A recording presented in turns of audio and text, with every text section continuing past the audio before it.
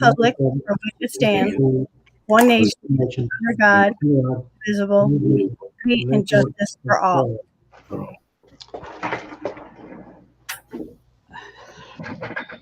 Thank you, Judy. Let the records reflect the members that are here, and we'll pick up Ollie when he gets on. I'd just like to mention that we'll be really missing George Naylor. He's one of the commission members, been on a long time, had a lot of knowledge, a lot of resources there with him. I'm sure we'll continue in his best interest with looking towards the future of Taneytown and whatever it takes to make things possible. May George rest in peace.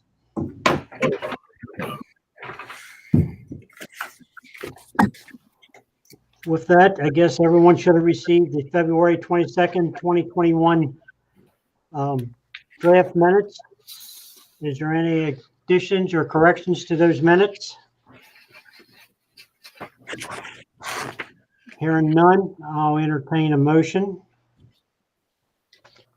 I'll make a motion we accept the minutes. Okay, that was Jim. And I'll second it. Second. Any discussion? All those in favor of the motion, thumbs up, please. Got one, got Jim, Judy, and Ollie will be online shortly. I guess I do want to mention that this is a virtual online meeting, and we encourage the public to join in and make comments. If they would like to do so, they can do so by dialing 1-800-309-235, and the conference number is 237-7193. Thank you. And that's 2350, the last part of the number. So 2350. Did I miss a number? yeah, you just skipped the 0. But all righty, okay. Thank you. Yep. And we do have some callers on the line tonight. All right. So we'll start off with our delegation and action items. The first one be the Bonner Park preliminary plan presentation, City of Taneytown and CDM Smith. Jim, would you start us off on this, please? Sure thing. The hard copy of the plan was in your packets last month, but we did not get the sign posted at the property early enough to have it on the agenda last month. So we wanted to make sure we gave people adequate heads up that the meeting was coming up for it. So largely follows the concept plan you saw a couple years ago. Includes a walking path, an ADA accessible primarily walking path around not the whole perimeter of the park, but the Fringer Road side of the stream. On that side of the park, it loops around a big chunk of the perimeter there. We tried to get the trail basically to be as long as we could while staying out of the part that's leased for agriculture right now, and also trying to avoid any really steep slopes. So there are going to be some changes resulting from the fact that we were hoping to get into a little closer to the stream, but that had some floodplain issues that we're going to have to modify going forward. So the plans before you is basically following the idea of what was before you a couple years ago. It's been refined a bit, and with trying to make the path ADA accessible, there's been a little more clearing than we originally would have planned. But with that, I'm going to turn it over to Brian Lubin now to kind of walk through the layout of the plan, and we'll go from there. Okay, Brian. All right. Thank you, Jim. I'm going to present my screen.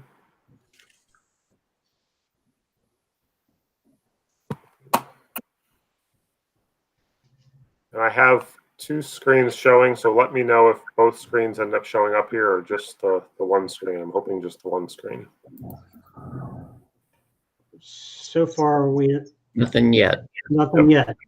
Okay, we're moving around. Okay, good.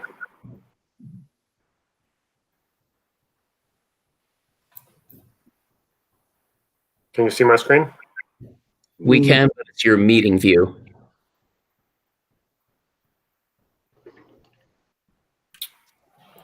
1 second.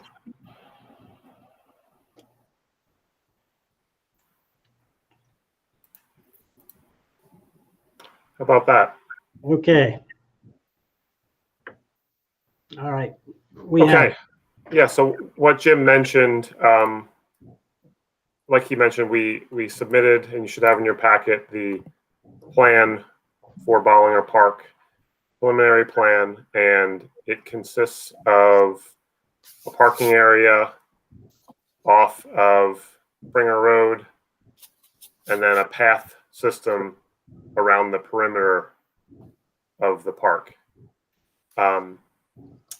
The plan set you have was the full preliminary plan set, consisting of an overall site plan, erosion and sediment control plans, grading plans, stormwater plan, forest conservation, and then some details and electrical. I'm going to speak mainly from the overall site plan. And if we want to get into any more of those more specific sheets, we can do that as well. But let me just go to that overall site plan.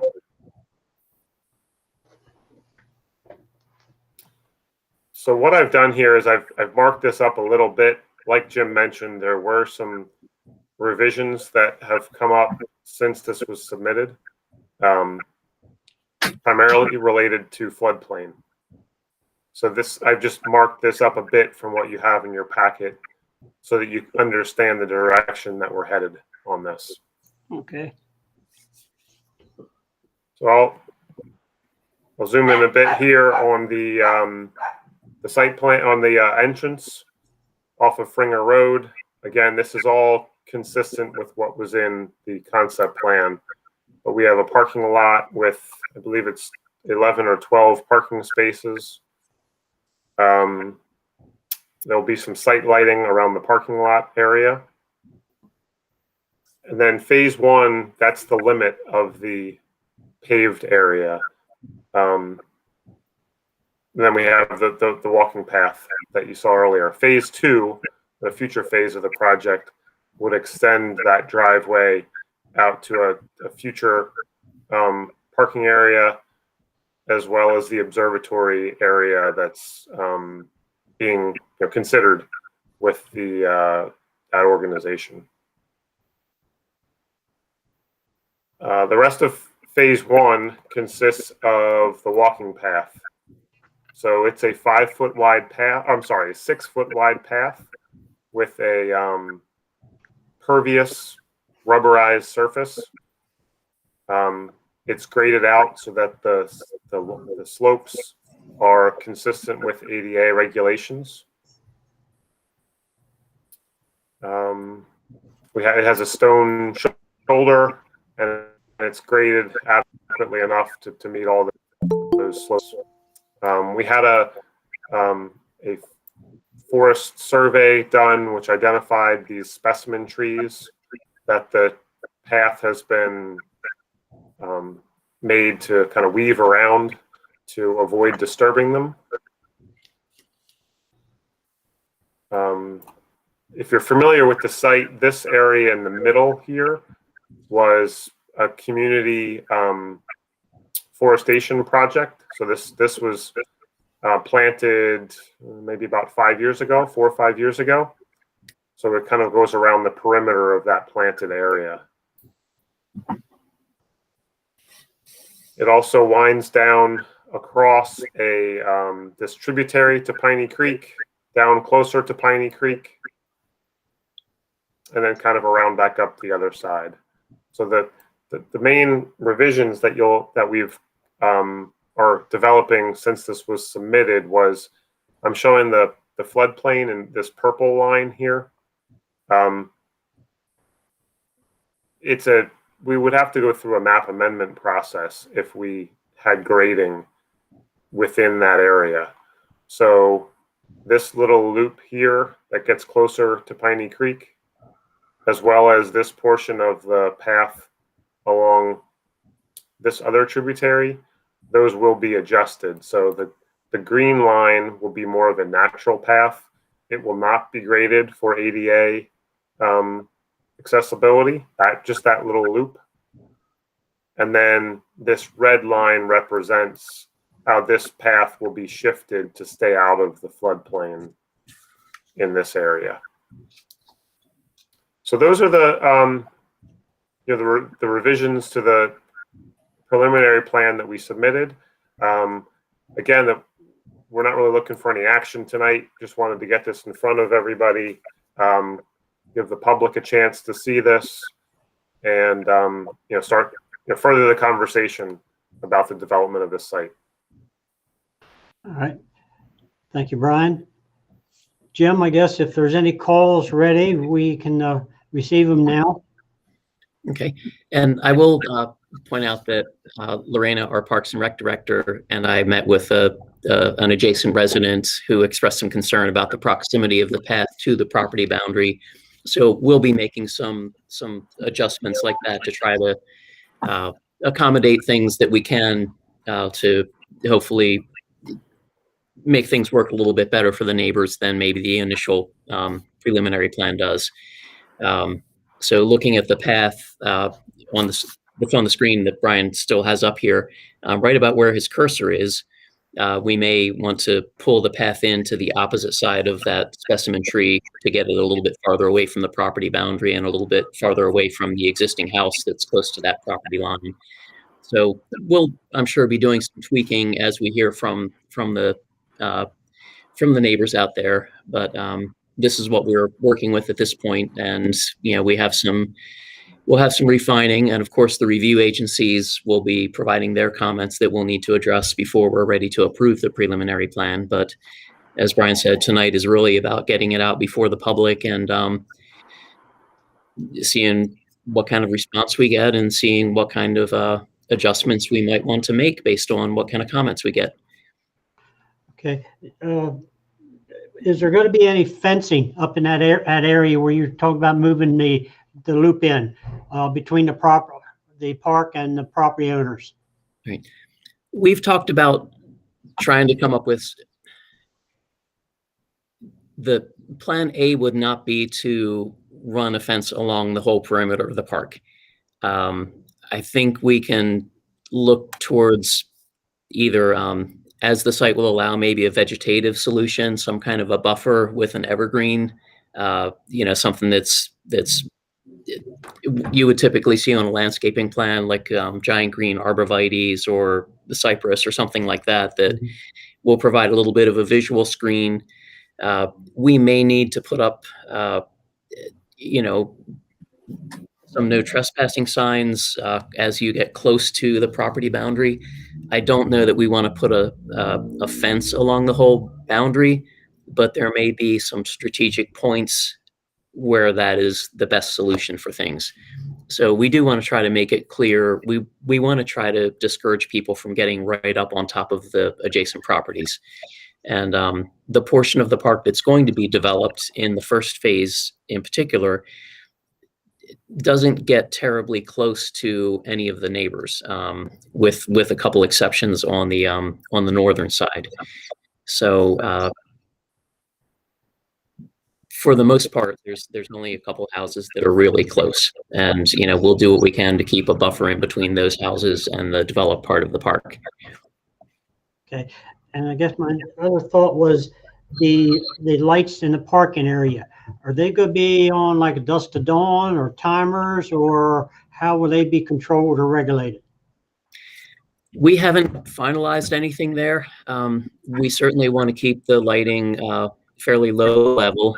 We want to do dark sky lighting so that if and when the observatory does come online, we're not doing anything to create light pollution that's going to compromise the stargazers' enjoyment out there.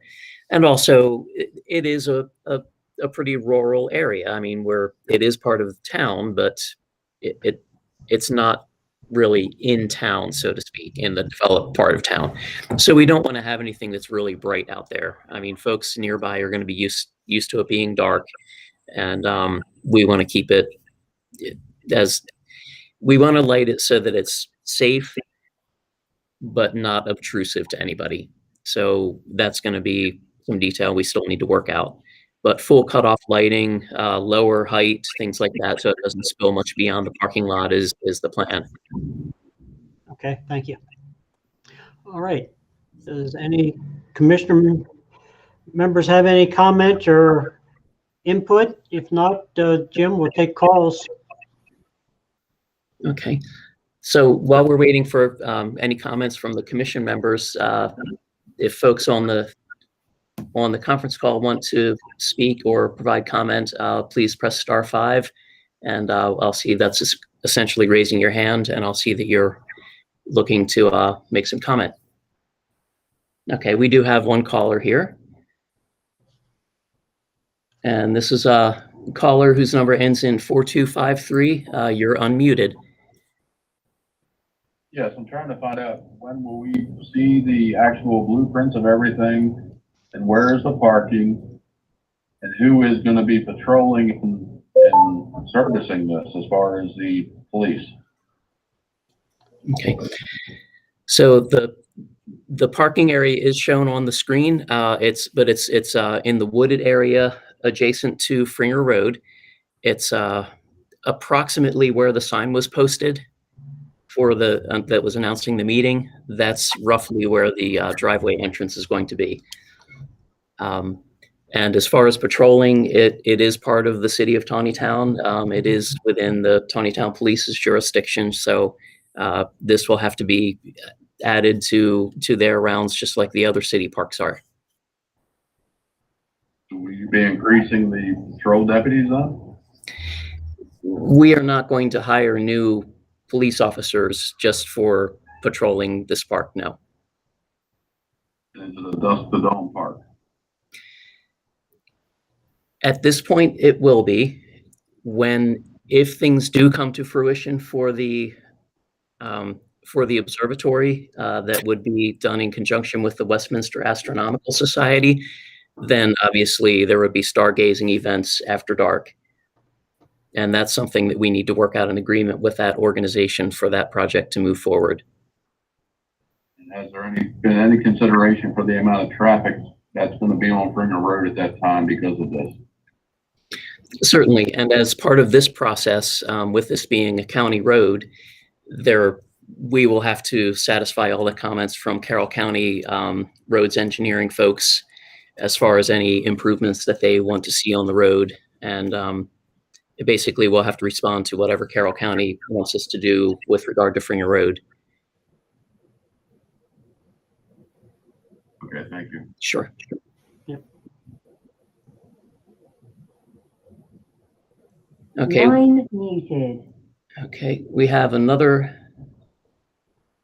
call, hand raised. This one, the number ending with 4763. You're unmuted.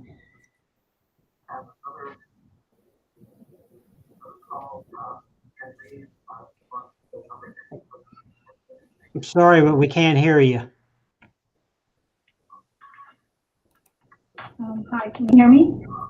Okay. Yes. Hello? Sorry, but we can't hear you. Hello? Hi, we can hear you now. Can you hear me? Yes. All right. Yeah, hi. So I'm Tracy Terry. I already met with Jim and Lorena. Can you hear me now? Okay. Mhm. Yeah, I'm Tracy Terry. I already met with Jim and Lorena. And I already voiced my concerns, but I just wanted to know if we were able to erect a fence, if that would be an appropriate for us to do. Okay. Okay. Sorry, trying to wait for the lag to finish there. Yes, I mean, certainly any adjacent property owner can erect a fence, adjacent to the city property, as long as it's on their own property. Pursuant to any Carroll County fencing regulations, I'm not sure what the county's limitations might be on fencing, but that would be totally up to any adjacent property owner.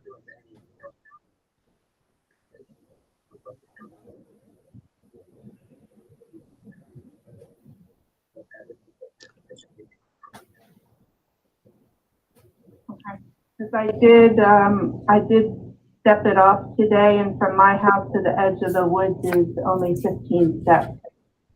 And that's pretty close to where you want to put that trail. So I'm hoping that maybe you could move the trail in a little ways. Yeah, we're planning to do that at that area, particularly where it goes very close to the property line. We're talking about moving that. Well, I don't have a scale on it right now, but probably a good, I would say, 20 or 30 feet farther away from the property line. Hey, Jim, can I ask you a question? Did we have that area surveyed so that we know exactly where the lines are around these homes? Yes.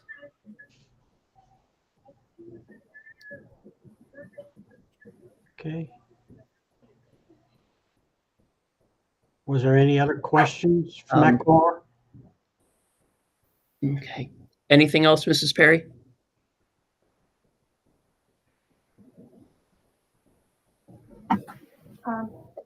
Not for me. I'd like to hear what anyone else is on. Okay. Not from me. Thank you. Thank you.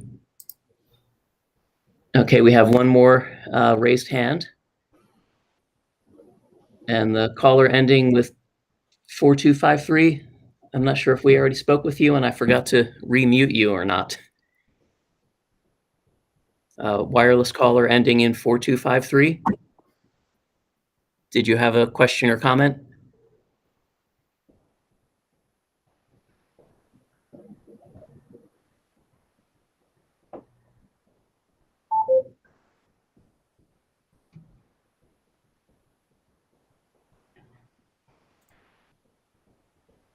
Okay. All right. I think we got everybody who had a raised hand. All right. Is there any commissioner members that have any comments, or Brian, anything else you would like to add? No, nothing else from me. And Jim, there's no action item for us tonight on this, right? This is just a presentation? Yes. So Okay. we have some things we'll be going back to the drawing board on. And of course, we'll be sending this through to the different review agencies after we make some of the tweaks that Brian talked about, based on the initial feedback we've received. So we'll start to see comment letters coming in probably over the course of the next month. Okay, if the citizens out in that area or any citizens would like to see a full set of drawings, is that available for them now at City Hall? Or is there another time down the road for that? We could do that on an appointment basis. So as long as we don't have a big group, we could see people, 1 or 2 people at a time. And of course, there is a mask protocol in place here at the city office. But certainly we can make appointments to let somebody look through the details of the plans. Absolutely. All right, I think that would be good for the citizens. Okay, Sure. thank you. Mhm. Okay, anything else on the barn or property? All right, we'll move to the next item on the agenda. Thank you, Brian. Yep, Thank Brian, you. thank you. The Village of Mead Crossing Clubhouse and Pool Site Development Plan. Request for preliminary and final site plan approval. Jim, you want to get me started on this a little bit? I mean, this is a preliminary and final combination? It can be. This is one where we don't have any subdivision involved, and the roads that are involved were all approved as part of the subdivision plan that we've previously approved. So the only infrastructure that's going in is basically the parking lot and well, I'm not sure if you were really call the pool infrastructure. So those are the sort of things we normally look at when we consider granting preliminary and final the same evening. much as we do with other site development plans where there's no subdivision involved and no new public streets or anything like that. So we could do both in one night. We kind of squeezed this one in because we had a couple comment letters that remained outstanding. And since your packets were distributed, we have received approval from the county's landscaping reviewer, as well as there were a couple just to-do items for the Mylars from development review at Carroll County. And I think the only one that remained, and to the best of my knowledge, the comments were addressed, was for ADA site approval.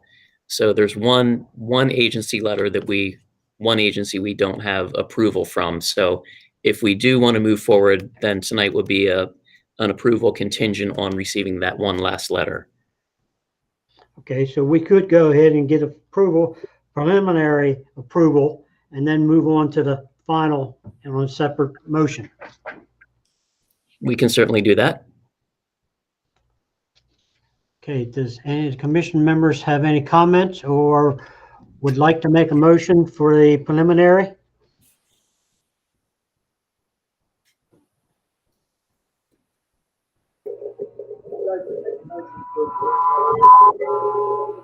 Okay, I think that was Ollie. Was that thumbs up, Ollie? That was you, okay. And that was a motion for approval of the preliminary. Okay, is there a second to that? I'll second it. Okay, that was Jim, okay. Okay, any other comments? Let me ask just one question on this. I'm referring to the pool. If and when you drain the pool, does the water go down the sewer or down the storm? It will go into the sanitary sewer. Sewer. Okay. Yep. All right. Any comments? Okay. All those in favor of approval for the preliminary site plan for Mead Crossing for the clubhouse and pool, signify with thumbs up. Okay, I got Ollie, I got Jim, I got Judy, and I got myself. It's unanimous. All right, thank you. Now let's talk about final site plan for the same thing. We're saying, Jim, we have one outstanding comment, right? Correct. So we could make a motion on approval with contingency on getting that letter. Yes, sir. Mr. Smith, you had a comment? Yeah, I would just add, from what I understand, that ADA compliance really gets addressed at the time of the permit. In order to get our permit from the county, and we have Brian Johnson from BPR is on, and he can probably better answer that if Brian. Sure. Hi, this is Brian Johnson with BPR. I was just so yeah, I'd say we feel like we've adequately addressed those comments from the January 15th letter. Mostly that were just to show ADA ramps to get into the site, which we've shown, and then we've shown the details for the sidewalk ramps as well. The other outstanding comments that they had for ADA compliance was related to Bristow Station Road and Crimson, which both those ADA ramps will be addressed as part of the subdivision and the road construction drawings. So for the most part, we believe that we've adequately addressed those outstanding comments. Okay. Any other comments? There was one more outstanding agency. In this case, it was State Highway Administration. They did receive copies of the plans. Obviously, this is not it's not accessing from the state road. I'm not sure why we didn't get the usual form letter that says, it's not accessed via state road, so we have no comments. But it's kind of a moot point since we're not accessing the state road, but they were on the distribution list, and for some reason we just didn't hear from them this time. Okay. So what does the commission wish to do? Ollie, I can't hear you. I'd like to get the final approval for the final, the voting on the final plan, final comments coming in. But I'd like to get the final approval now. The final. Okay. So if I caught that correctly, that'll be Ollie's motion was to grant final site plan approval contingent on receiving the outstanding comment letter. Okay. I'll second that. All right. Second by Judy. Any comments? Any call-ins, Jim? I guess we could invite any raised hands. We still have one other person on the line. Let's see. Actually, no, we don't. Okay. So no other callers. All right. Those in favor of that motion, final approval on contingency of getting the other letters in, signify with thumbs up, please. Judy, Jim, Ollie, and myself. Okay, stands approved. Thank you. Thank you very much. Appreciate all your help.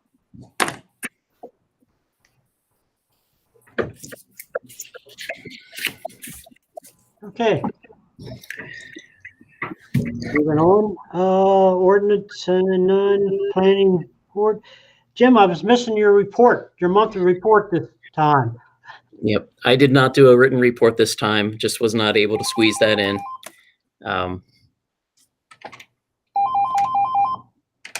Okay.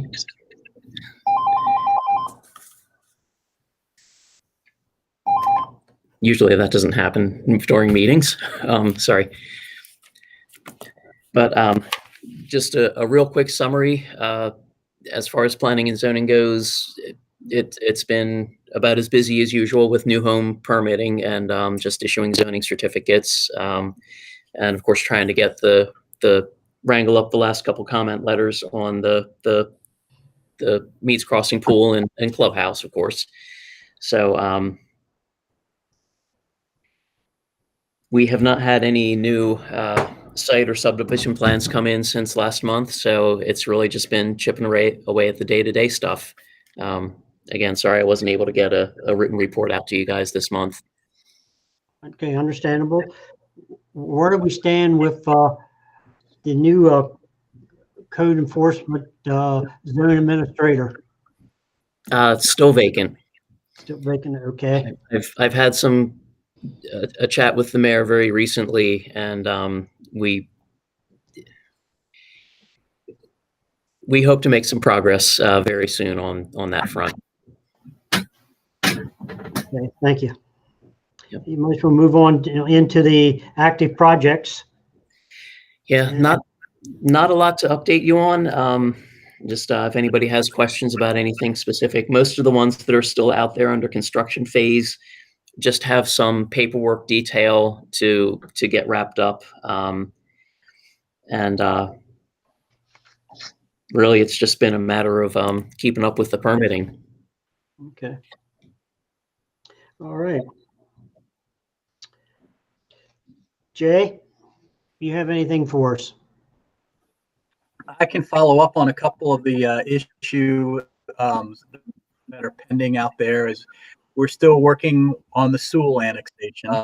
It has not progressed very far as the logistics, but it has progressed in the fact that they gave us a draft annexation agreement, and that Jim and I and the staff are actually going to sit down with their team tomorrow to talk about how we need to see this project move forward in relation to all the hoops it has to go through. And there's lots of hoops that now that we have delved into it beyond what we're normally used to. And the biggest one is the capacity issue that we have with the sewer, and then the potential, how are we going to deal with the capacity issue with water, because that's going to be it's almost like resetting things. So it's not a grave situation. It just has to be figured out. What we're feeling is that we can start with the annexation and then move through the rest of the process as hoops as we go forward. So there'll be more, I guess, going on, and we want to keep you in the loop because it actually depends on, what we do with one development as opposed to the other as we're talking about capacity. Okay, thank you. And I noticed there's some auction signs out on Antrim Boulevard. Any word or anything you can tell us to enlighten us on those properties? Not really. I have not received many calls of people inquiring what they could do there or about the site development plan process. Often when someone is interested in a property, they'll call the zoning office and inquire about the process to develop the site or what they could or couldn't do there. It's been pretty quiet as far as the advertisements for that property. And that's all zoned? It's general business, on both sides of Antrim Boulevard. Yep. On the Dunkel Court side of the street, there are some environmental limitations on the property as it gets close to Trevanian Road. There's some, I believe, some wetland areas that abut the property that was deeded to the city when the Forest Glen subdivision was done years ago. There was some wetland area and forest conservation area around the little tributary that runs through there. So I think as you get close to Trevanian Road, the site is going to have some constraints, some environmental constraints, but zoning wise, it's general business. Okay, thank you. Yep. All right, county update.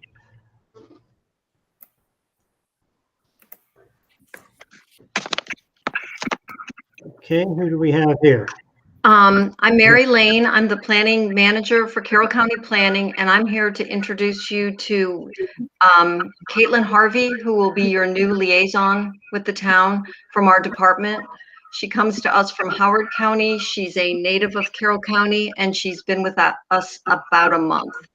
So I don't see her on here. She was, oh, I'm sorry. There she is. Sorry, Caitlin. It's okay. So she will be, I'm sorry. So she will be coming to your meetings every month from now on. Okay, well, welcome to Taneytown. Hi, thank you. I'm really excited to get to know and work with all of you. I do have some updates. I forgot to mention comprehensive rezoning to Jim in regards to the agenda. It's not on there, but I have a brief update about that. The Board of County Commissioners completed its review of the commercial, industrial, and employment campus districts text in 2019. Applications were taken in early 2020 to rezone properties to the new zoning categories. The Planning Commission considered 29 applications and transmitted their recommendations to the Board of County Commissioners. The board held a listening session, conducted 6 work sessions, and held a public hearing. On January 14th, 2021, the board voted on all of the properties, with the exception of one, which was deferred until the consideration of residential properties. Applications were accepted for residential properties that have a consistent future land use with the adopted plans during the month of August. 2 property owners in Eldersburg applied for the zoning changes, and these applications were given a favorable recommendation by the Planning Commission. Staff has completed work on the updates for the residential district text, and the proposal has been presented to the Planning Commission on February 3rd, 2021, and it's still under review.